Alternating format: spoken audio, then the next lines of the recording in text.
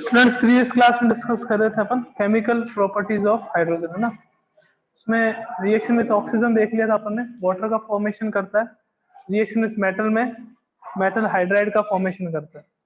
और अगर less reactive element कोई भी आ जाए हाइड्रोजन से जो लेस रिएक्टिव है, लाइक पैलेडियम आ गया, लाइक गोल्ड आ गया, है ना, या फिर कॉपर आ गया, तो उसके साथ अगर रिएक्शन करेगा तो क्या करेगा, उसको रिड्यूस कर देगा और खुद हाइड्रोजन क्या हो जाएगा, ऑक्सीडाइजिंग एजेंट।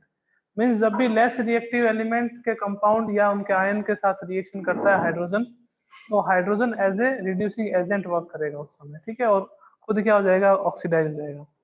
एक लास्ट केमिकल प्रॉपर्टी है रिएक्शन विथ हैलोजन।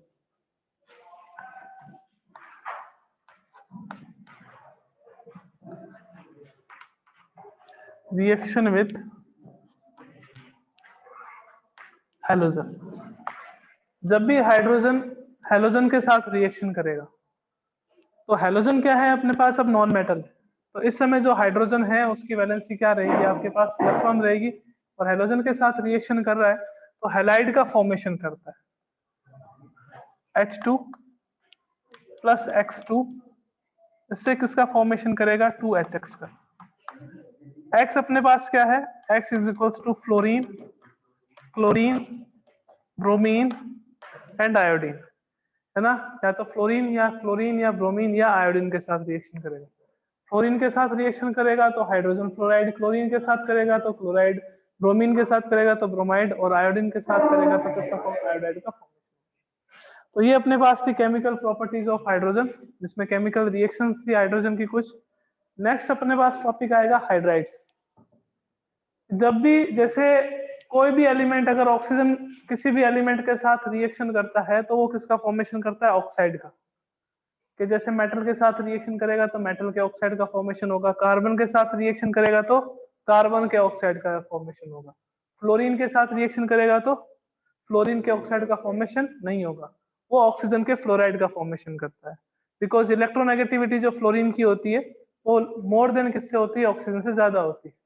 तो हमेशा ध्यान रखना कि जिसकी इलेक्ट्रोनेगेटिविटी ज्यादा हो, एनायन हमेशा उसी का फॉर्मेशन होगा। कि जैसे ऑक्सीजन और मेटल में इलेक्ट्रोनेगेटिविटी किसकी ज्यादा होती है, ऑक्सीजन की, तो वो किसका फॉर्मेशन करता है, ऑक्साइड का। कि जैसे अपन बोलते हैं MgO मैग्नीशियम ऑक्साइड, CO बोल देते हैं कार्बन मोनोऑक्साइड या कार्बन डाइऑक्साइड। बट फ्लोरीन आ गया, जैसे OF2 आ गया, तो उस OF2 को अपन ऐसा नहीं बोलेंगे ऑक्सीजन, सॉरी फ्लोरीन के ऑक्साइड, उसको अपन क्या बोलेंगे, oxygen fluoride. Because electronegativity fluorine की क्या होती है, ऑक्सीजन से ज्यादा होती है। तो जिसकी इलेक्ट्रोनेगेटिविटी ज्यादा होगी उसके नाम के पीछे क्या आएगा, आइड आएगा। सफिक्स क्या यूज करेंगे उसमें, अपन आइड यूज करेंगे। तो ऑक्सीजन फ्लोराइड कहते हैं OF2 को, कभी उसको यूं मत कहते ना फ्लोरीन ऑक्साइड, ठीक है। ओनली एंड ओनली फ्लोरीन के साथ जब ऑक्सीजन रिएक्ट करता है तो वो किसका फॉर्मेशन करेगा, फ्लोराइड का। बाकी अगर ऑक्सीजन किसी के साथ भी रिएक्शन करे तो वो किसका फॉर्मेशन करता है, ऑक्साइड का फॉर्मेशन करता है।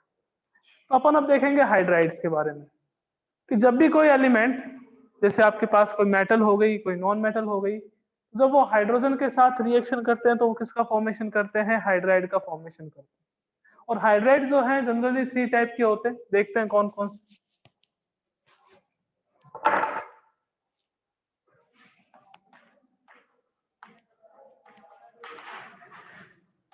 हाइड्राइड की बात करें तो उसको 3 टाइप से क्लासिफाई करते हैं।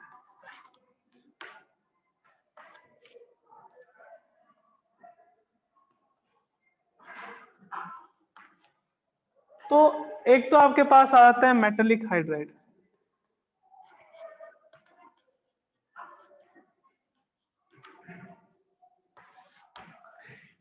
ठीक है।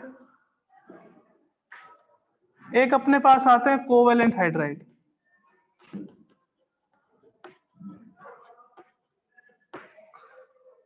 और एक अपने पास आता है इंटरस्टिशियल हाइड्राइड।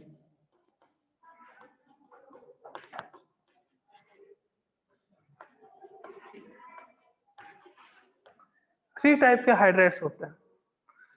मेटेलिक हाइड्राइड का फॉर्मेशन कब होता है, जब भी हाइड्रोजन s ब्लॉक के एलिमेंट के साथ रिएक्शन करता है। तो किसका फॉर्मेशन होता है? मेटेलिक हाइड्राइड का।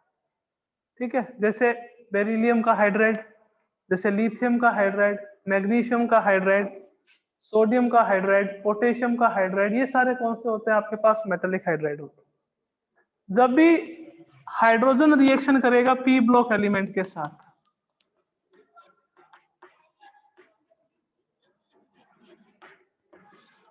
पी ब्लॉक एलिमेंट के साथ जब भी रिएक्शन करेगा तो वो किसका फॉर्मेशन करेगा? कोवेलेंट हाइड्राइड का। जैसे आपके पास बोरोन का हाइड्राइड हो गया या एल्यूमिनियम का हाइड्राइड हो गया, कार्बन के हाइड्राइड हो गए जैसे CH4 हो गया अपने पास, तो वो कौन सा हाइड्राइड होता है? Covalent hydride. ऑक्सीजन की हाइड्रोजन के साथ रिएक्शन करवा दी तो वो भी कौन सा होगा आपके पास? कोवेलेंट हाइड्राइड, है ना। Cl की करवा दी हाइड्रोजन के साथ तो वो भी कौन सा होगा आपके पास? Covalent hydride.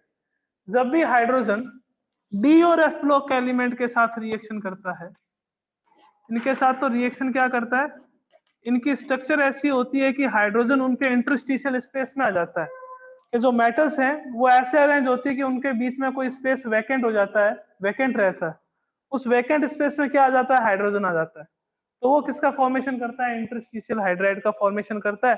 और ये किस कंडीशन में करेगा? जब डी एंड एफ ब्लॉक के एलिमेंट्स होंगे। ठीक है, अब देखिएगा कि जो कोवेलेंट हाइड्राइड्स हैं उसको अपन 3 टाइप से क्लासिफाई करते हैं।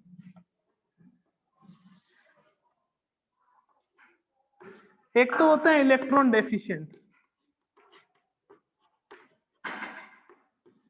और एक होते हैं इलेक्ट्रॉन प्रिसाइज, और एक होते हैं आपके पास इलेक्ट्रॉन रिच। 3 टाइप के हाइड्राइड होते हैं। डेफिशिएंट का मीनिंग क्या हो गया? कि इलेक्ट्रॉन जो है कम होंगे। प्रिसाइज का मतलब क्या हो गया? कि जितने होने चाहिए उतने होंगे।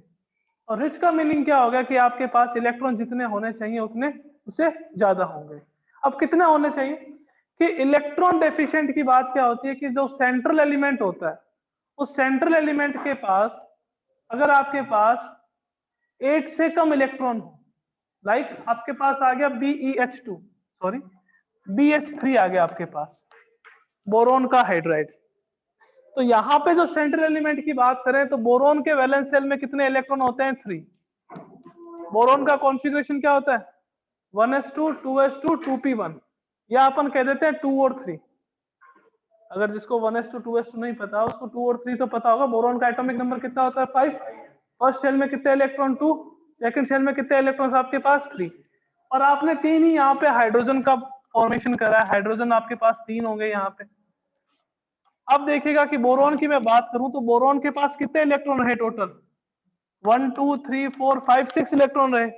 और होने कितने चाहिए? 8 इलेक्ट्रॉन ऑक्टेट कंप्लीट करने के लिए। तो जो आपके पास ये होते हैं इलेक्ट्रॉन डेफिशिएंट, जो कौन बनाते हैं? अगर हाइड्रोजन कभी भी ग्रुप 13 के एलिमेंट के साथ रिएक्शन करेगा तो इलेक्ट्रॉन डेफिशिएंट हाइड्राइड का फॉर्मेशन होगा। बोरोन आ गया, एल्यूमिनियम आ गया, गैलियम आ गया, इंडियम आ गया, थेलियम आ गया, इनके साथ अगर कभी रिएक्शन करेगा तो वो कौन से हाइड्राइड होंगे? Electron deficient. बिकॉज इस कंडीशन में सेंट्रल एलिमेंट का ऑक्टेट जो है वो कंप्लीट नहीं होता। सेंट्रल एलिमेंट के पास 8 इलेक्ट्रॉन नहीं है, 8 से कम इलेक्ट्रॉन है, इसके कारण से आप इसको क्या कहते हो? इलेक्ट्रॉन डेफिशिएंट हाइड्राइड कहते हैं। फॉर्मेशन तो कौन सा हो रहा है यहाँ पे?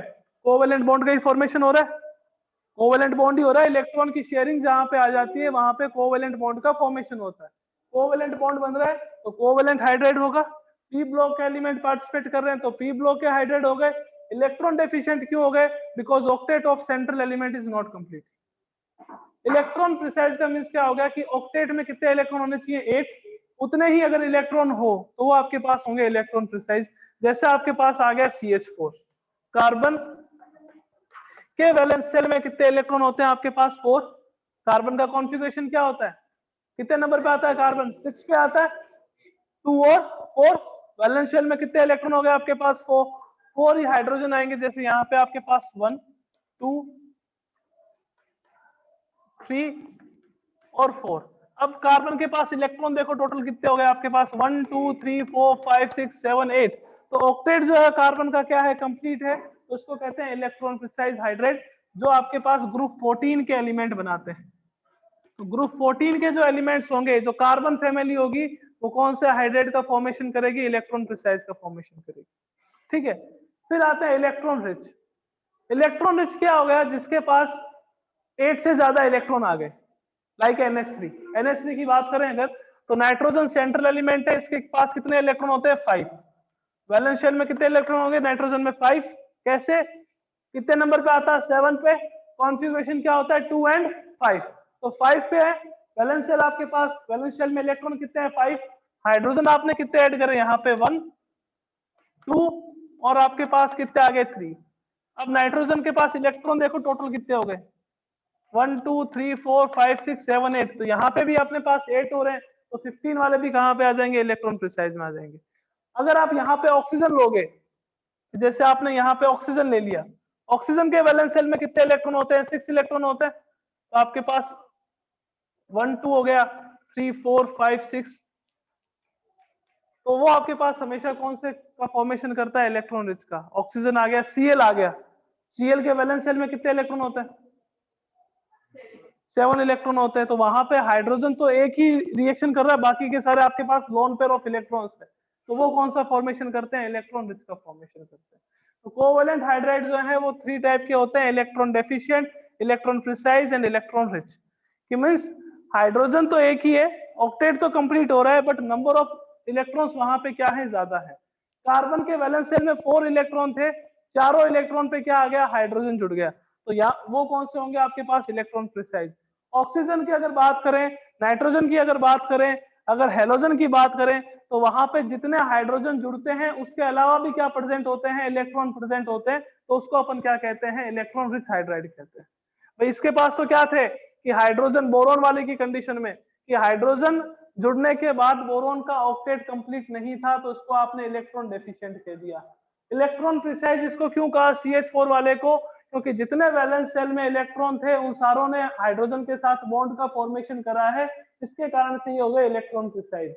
ऑक्सीजन और फ्लोरीन और की बात करें, तो अगर आप देखोगे तो ऑक्सीजन के वैलेंस शेल में कितने इलेक्ट्रॉन्स होते हैं 6, बट हाइड्रोजन के साथ कितने रिएक्ट करते हैं आपके पास 2 ही इलेक्ट्रॉन बॉन्ड का फॉर्मेशन करेंगे, 4 इलेक्ट्रॉन जो है वो एक्स्ट्रा रहते हैं, तो उसको अपन क्या कह देते हैं इलेक्ट्रॉन रिच हाइड्राइड कह देते हैं। समझ आ गई बात। नाइट्रोजन की कंडीशन में देखा, नाइट्रोजन के वैलेंस शेल में कितने इलेक्ट्रॉन थे 5, और हाइड्रोजन के साथ कितने जने बॉन्ड का फॉर्मेशन कर रहे थे 3 बॉन्ड का फॉर्मेशन, NH3 बन रहा था। NH3 को अपन ऐसे लिखते हैं कि आपके पास NH3, नाइट्रोजन के ऊपर क्या आ गया आपके पास लोन पेयर ऑफ इलेक्ट्रॉन आ गया, तो यानी कि हाइड्रोजन जुड़ने के बाद भी नाइट्रोजन के पास क्या है लोन पेयर ऑफ इलेक्ट्रॉन है। H2O की बात करें तो आपके पास ये H2O आ गया, ऑक्सीजन के पास क्या आ गया लोन पेयर ऑफ इलेक्ट्रॉन आ गए, यानी कि हाइड्रोजन जुड़ने के बाद भी यहाँ पे क्या है lone pair of electron present है, तो उसको अपन क्या कहते हैं इलेक्ट्रॉन रिच हाइड्राइड्स कहते हैं। ठीक है, एक अपने पास आते हैं मेटेलिक हाइड्राइड या एस ब्लॉक के एलिमेंट जो हाइड्राइड का फॉर्मेशन करेंगे, उसको अपन कहते हैं मेटेलिक हाइड्राइड। सॉलिड स्टेट में ये इंसुलेटर होते हैं, बट जैसे ही आप इसको क्या करोगे अगर इलेक्ट्रोलाइसिस करोगे, ये आयंस का अगर फॉर्मेशन करेंगे, यानी कि मोल्टन स्टेट में ले लीजिए या फिर एक्वस सॉल्यूशन में ले लीजिए, तो ये किसका इलेक्ट्रिसिटी को क्या करते हैं कंडक्ट करते हैं। ठीक है, दूसरा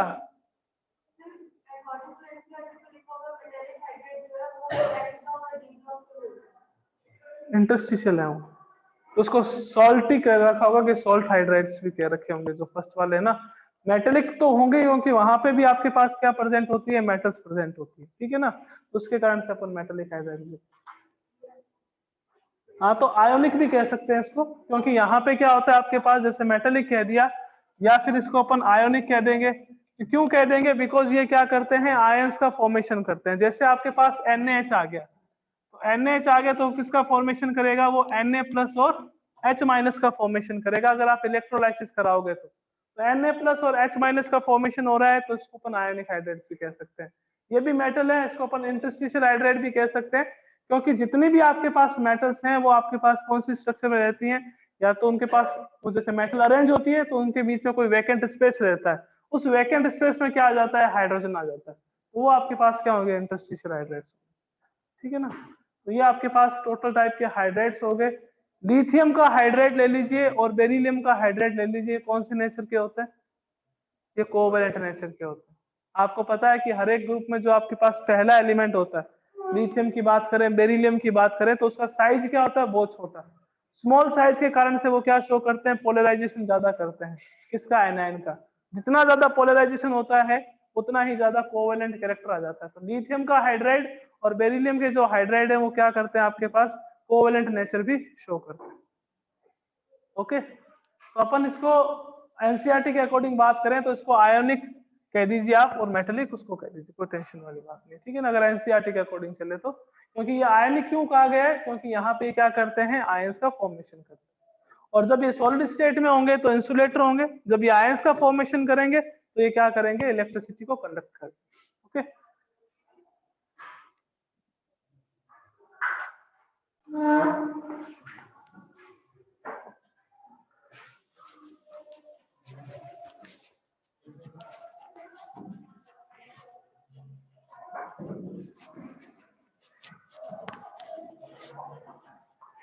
नेक्स्ट टॉपिक है अपने पास वाटर, H2O।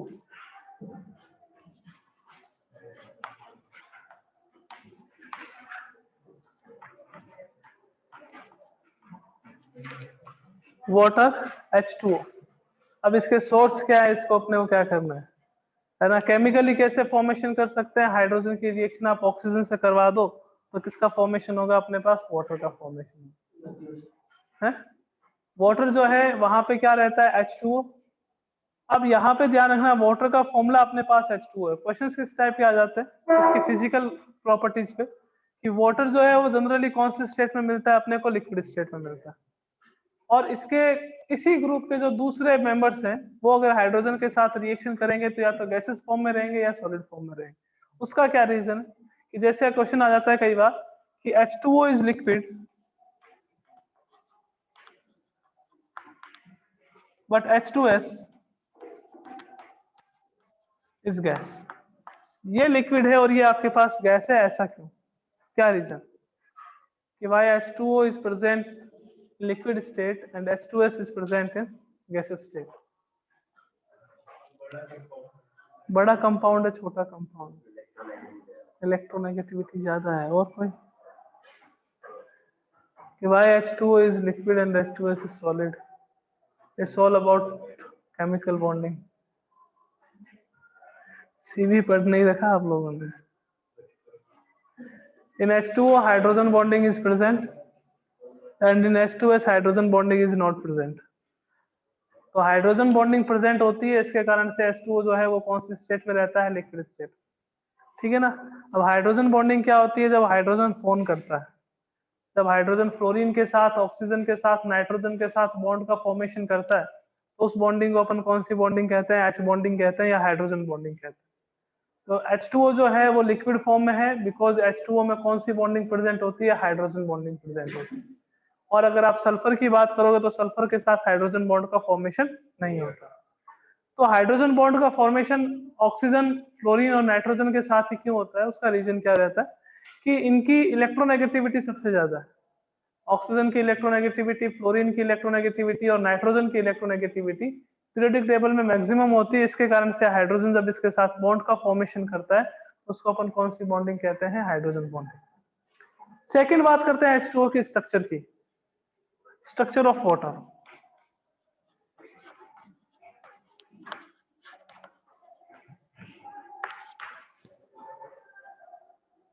कौन सी स्ट्रक्चर होती है वाटर की, क्या सर हमने देखी नहीं, हमने तो वाटर को वाटर के फॉर्म में देखा, स्ट्रक्चर कैसी होती है।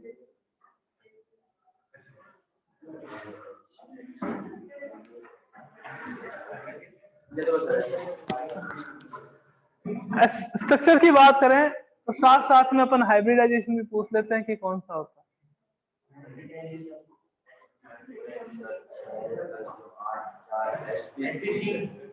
sp3 देखिएगा, कई जनों को नहीं पता हाइब्रिडाइजेशन कैसे कैलकुलेट करते हैं, है ना। तो हाइब्रिडाइजेशन के लिए फॉर्मूला लगाते हैं अपन, कौन सा, H equals to 1/2 V plus M minus C plus E। इस फॉर्मूले पे से आप किसी भी कंपाउंड का हाइब्रिडाइजेशन पता कर सकते हो। V क्या हो गया, number of electron in valence shell of central atom. जो भी आपके पास सेंट्रल एटम है उसके वैलेंस शेल में कितने इलेक्ट्रॉन है वो आपके पास V से अपन उसको शो करते हैं। M क्या हो गया, नंबर ऑफ मोनोवैलेंट एटम, जो सेंट्रल एटम से जुड़े हुए हों जिनकी वैलेंसी 1 हो, चाहे +1 हो चाहे -1 हो, ठीक है ना। V क्या हो गया, number of electron in valence shell of central atom. M आपके पास क्या हो गया, number of monovalent atoms. C आपके पास क्या हो गया, अगर कोई पॉजिटिवली चार्ज स्पीसीज है तो चार्ज ऑन कैटायन, नहीं है तो C की वैल्यू क्या रहेगी अपने पास, 0। A क्या हो गया, चार्ज ऑफ एनायन, अगर कोई नेगेटिवली चार्ज स्पीसीज है तो उसके लिए अपन यूज करते हैं। अगर कोई आयोनिक स्पीसीज नहीं है तो C और A की वैल्यू आपके पास क्या रहेगी, 0 रहेगी। अब अपन बात करें H2O की, तो H2O में सेंट्रल एलिमेंट कौन सा होता है, ऑक्सीजन। जो कम नंबर में प्रेजेंट हो वो हमेशा सेंट्रल एलिमेंट होगा, ठीक है ना। तो ऑक्सीजन आपके पास सेंट्रल एलिमेंट है, तो H की वैल्यू देखेंगे तो ऑक्सीजन के वैलेंस शेल में कितने इलेक्ट्रॉन होते हैं आपके पास, 6। और मोनोवेलेंट एटम कितने हैं आपके पास, यहाँ पे 2। हाइड्रोजन की वैलेंसी कितनी होती है, +1 होती है, तो मोनोवेलेंट एटम 2 है तो अपन क्या करेंगे, +2।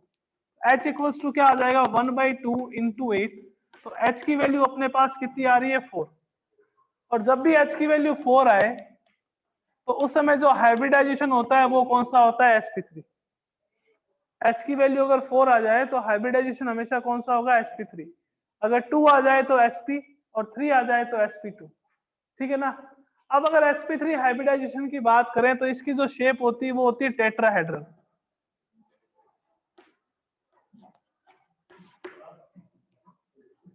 टेट्राहेड्रल शेप होती है, बट हाइड्रोजन की टेट्राहेड्रल नहीं रहेगी। क्यों नहीं रहेगी, बिकॉज वाटर की टेट्राहेड्रल नहीं रहेगी, बिकॉज यहाँ पे क्या प्रेजेंट होते हैं, लोन पेयर ऑफ इलेक्ट्रॉन।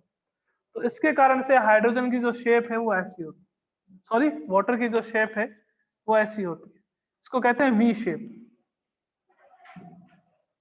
और इसके बीच में जो बॉन्ड एंगल रहता है वो 104 डिग्री 5 मिनट का बॉन्ड एंगल रहता है। यानी कि जैसे जैसे लोन पेयर इंक्रीज होते हैं, अगर आपके पास CH4 होता तो यहाँ पे एक भी लोन पेयर नहीं है तो उसकी शेप कैसी होती, टेट्राहेड्रल। NH3 आ गया, वहां पे भी हाइब्रिडाइजेशन sp3 है, बट शेप क्या हो जाती है, चेंज हो जाती है, उसको कहते हैं पिरामिडल। और यहाँ पे हाइड्रोजन की बात, सॉरी वाटर की बात करें तो यहाँ पे कितने लोन पेयर हैं, 2 लोन पेयर आ गए, तो और ज्यादा रिपल्शन होगा, तो रिपल्शन से मॉलिक्यूल पूरा बेंट हो जाता है, तो शेप कौन सी रह जाती है, इसकी वी शेप रह जाती है। तो ये वाटर की आपके पास शेप रहती है वी शेप। अब फिजिकल प्रॉपर्टी आपको ही पता है, कलरलेस है, ऑर्डरलेस है, कोई भी इसमें कुछ भी नहीं है ना। तो ये पीएच अगर देखें प्योर वाटर की तो वो आपके पास 7 होती है, न्यूट्रल होता है। तो अपन अब डिस्कस करेंगे इसकी केमिकल प्रॉपर्टीज के बारे में। ओवरलैप कैसे, नहीं ओवरलैप नहीं करते, ये आपके पास जिसको नहीं पता है उनको बता दूं, ये बॉन्ड पेयर होते हैं, जो बॉन्ड का फॉर्मेशन करते हैं वो बॉन्ड पेयर होते हैं। और जो बॉन्ड का फॉर्मेशन नहीं करते, वो इलेक्ट्रॉन जो बॉन्ड का फॉर्मेशन नहीं करते वो लोन पेयर होते हैं। तो वाटर की बात करें तो वाटर में 2 बॉन्ड पेयर होते हैं, 2 लोन पेयर होते हैं। और रिपल्शन क्या हो जाता है, बहुत ज्यादा हो जाता है, इसके कारण से शेप इसकी क्या हो जाती है, ऐसी। CH4 में भी हाइब्रिडाइजेशन sp3 है, बट इसकी शेप आपके पास कैसी रहती है, CH H और H, ऐसी शेप रहती है CH4 की। यहाँ पे जो बॉन्ड एंगल है वो कितने डिग्री होता है, 109 डिग्री 28 मिनट्स। बॉन्ड एंगल का मतलब क्या हो गया, 2 बॉन्ड के बीच में जो एंगल बनता है उसको अपन क्या कहते हैं, बॉन्ड एंगल कहते हैं। अब कोई भी कंपाउंड आ जाए इस यूनिवर्स का, अगर आप ये फॉर्मूला अप्लाई करते हो तो उसमें हाइब्रिडाइजेशन पता कर सकते हो। अपने को इतना सा फॉर्मूला याद रखना है, H equals to 1/2 V + M - C + A। अब कोई भी आ जाए, XCO3 आ गया, XCO2F2 आ गया, ClF2 आ गया, है ना, ICl आ गया, कुछ भी आ गया, आपको ये फॉर्मूला अप्लाई करना है। सेंट्रल एटम आपको पता होना चाहिए, तो आपको पता चल जाएगा कि हाइब्रिडाइजेशन कौन सा है। और अगर हाइब्रिडाइजेशन के बारे में पता चल जाता है तो मॉलिक्यूल की जो ज्योमेट्री है वो भी आप बता सकते हैं। अब आपको पूछ ले कि इसमें बॉन्ड पेयर कितने हैं, लोन पेयर कितने हैं, तो H की वैल्यू कितनी आ रही है अपने पास, 4 आ रही है। और बॉन्ड कितने, हाइड्रोजन कितने जुड़े हुए हैं, यहाँ पे 2 हाइड्रोजन जुड़े हुए हैं, तो 4 में से 2 माइनस कर दो, तो जो रिमेनिंग रहेंगे वो आपके पास क्या होंगे, लोन पेयर होंगे। भाई H की वैल्यू क्या आई, यहाँ पे 4 आई, यहाँ पे कितने हाइड्रोजन है, 2, तो 4 में से 2 माइनस कर दो, तो रिमेनिंग जो 2 रहेंगे वो आपके पास क्या रहेंगे, लोन पेयर रहेंगे। ओके, नेक्स्ट देखते हैं अपन इसकी chemical properties.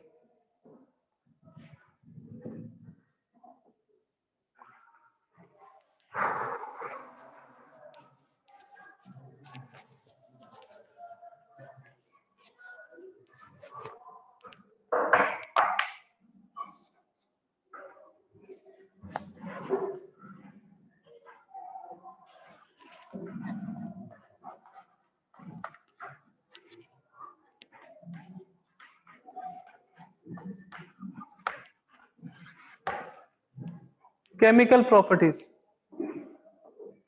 Acid base concept किसने पढ़ा? Acid base concept, chemical ionic equilibrium.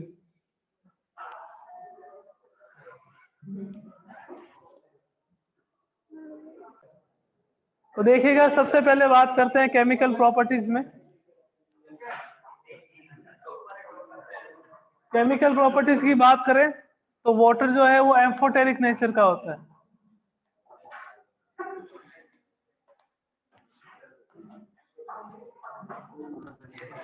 Amphoteric nature, amphoteric nature का मीनिंग क्या हो गया कि वाटर जो है वो एज एसिड और एज ए बेस दोनों के जैसे एक्ट कर सकता है। अकॉर्डिंग टू ब्रोंस्टेड-लोरी, जो H+ आयन मींस जो प्रोटॉन को डोनेट करते हैं वो एसिड होते हैं, और जो प्रोटॉन को एक्सेप्ट करते हैं वो क्या होते हैं? बेस होते हैं। जैसे अरेनियस ने क्या कहा था, जो H+ आयन देंगे वो एसिड होंगे, और जो OH- आयन देंगे वो क्या होंगे? बेस होंगे। ये आपने 10th में पढ़ रखा था। उसके अलावा दो कंसेप्ट और थे, Bronsted Lowry concept and Arrhenius concept, sorry Lewis concept. तो जो ब्रोंस्टेड-लोरी साइंटिस्ट था, उसकी जो एसिड बेस की डेफिनेशन क्या थी कि जो प्रोटॉन को डोनेट करते हैं, प्रोटॉन मींस हो गया H+, तो ये आपने इलेक्ट्रॉन निकाल दिया तो अब उसमें क्या रहेगा? प्रोटॉन ही तो रहेगा H+ में। तो जो प्रोटॉन डोनेट करते हैं वो क्या होते हैं? आपके पास एसिड, और जो प्रोटॉन को एक्सेप्ट करते हैं वो क्या होते हैं? बेस। तो वाटर जो है वो एम्फोटेरिक नेचर का होता है। ये क्या कर सकता है? प्रोटॉन को डोनेट भी कर सकता है और प्रोटॉन को एक्सेप्ट भी कर सकता है। तो जैसे H2O है,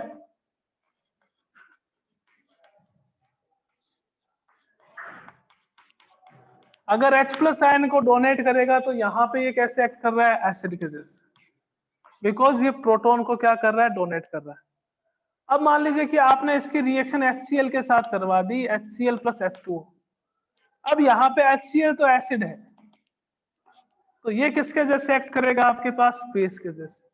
और HCl जो प्रोटॉन डोनेट करेगा उसको एक्सेप्ट करके हाइड्रोनियम आयन का फॉर्मेशन करेगा और Cl-। क्यों करेगा? क्योंकि ऑक्सीजन के पास क्या प्रेजेंट होते हैं? इलेक्ट्रॉन प्रेजेंट होते हैं, लोन पेयर वाले। तो लोन पेयर वाले इलेक्ट्रॉन है वो H+ को क्या करेंगे? अपनी तरफ लेंगे, तो किसका फॉर्मेशन होगा? H3O+ का। तो जो H+ को एक्सेप्ट करते हैं, जो प्रोटॉन को एक्सेप्ट करते हैं, वो अपने पास क्या होते हैं? बेस होते हैं। और जो प्रोटॉन को डोनेट करते हैं वो क्या होते हैं? एसिड होते हैं। तो फर्स्ट इक्वेशन में H2O जो है वो क्या कर रहा है? प्रोटॉन डोनेट कर रहा है। डोनेट कर रहा है तो ये क्या हो गया? एसिड हो गया। सेकेंड रिएक्शन में क्या कर रहा है कि जो HCl है, HCl हमेशा H+ देगा, ये H+ को जो H2 है वो क्या करेगा? गेन करेगा। गेन करके किसका फॉर्मेशन करेगा? हाइड्रोनियम आयन का, H3O+ का। तो यहाँ पे ये किसके जैसे एक्ट कर रहा है? बेस के जैसे। तो वाटर जो है वो एम्फोटेरिक नेचर का होता है, वो एसिड और बेस दोनों के जैसे क्या करता है? एक्ट करता है। क्लियर है? सेकंड देखिएगा, सेकंड इसकी रिएक्शन आती है रेडॉक्स रिएक्शन।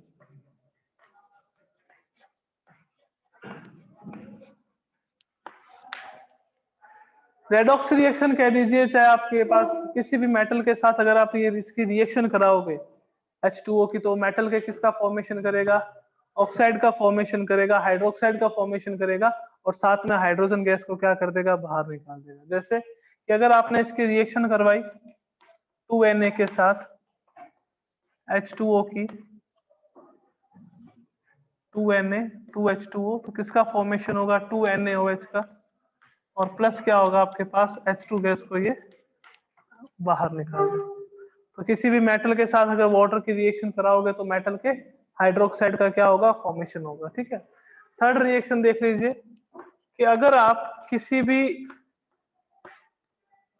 इसके कंपाउंड के साथ या किसी भी ऑक्साइड के साथ, नॉन मेटल के ऑक्साइड के साथ रिएक्शन करवाते हो, तो ये क्या करता है? उनका ऑक्सीडेशन कर देता है और एसिड का फॉर्मेशन कर देता है। जैसे आपने फॉस्फोरस के ऑक्साइड के साथ रिएक्शन करवाई तो इसने फॉस्फोरिक एसिड बना दिया। CO2 के साथ रिएक्शन कराओगे तो ये क्या करेगा?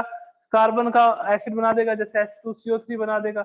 जब भी आप इसकी रिएक्शन कराओगे किसी भी नॉन मेटल के ऑक्साइड के साथ, तो किसका फॉर्मेशन करता है? उसके एसिड का फॉर्मेशन करता है। ओके, तो ये अपने पास वाटर की केमिकल रिएक्शन हो गई। इस चैप्टर में जो रिमेनिंग पोर्शन रहता है वो रहता है hard water and soft water. ठीक है। वाटर की जो हार्डनेस है वो 2 टाइप की होती है, कौन कौन सी? एक तो होती है टेम्पररी और एक होती है परमानेंट। टेम्पररी जो हार्डनेस है उसको अपन नॉर्मल मेथड से भी दूर कर सकते हैं, लाइक बॉइलिंग कर लिया अपन ने, वाटर को बॉयल कर लिया तो टेम्पररी हार्डनेस दूर हो जाती है। परमानेंट हार्डनेस के लिए केमिकल रिएक्शंस करवानी पड़ती है। टेम्पररी हार्डनेस किसके कारण से होती है? जब भी कैल्शियम और मैग्नीशियम के हाइड्रोजन कार्बोनेट प्रेजेंट हो। कैल्शियम और मैग्नीशियम के हाइड्रोजन कार्बोनेट जब वाटर में प्रेजेंट हो तो वो हार्डनेस होगी, उसको अपन क्या कहेंगे? Temporary hardness. और परमानेंट हार्डनेस क्या हो गई?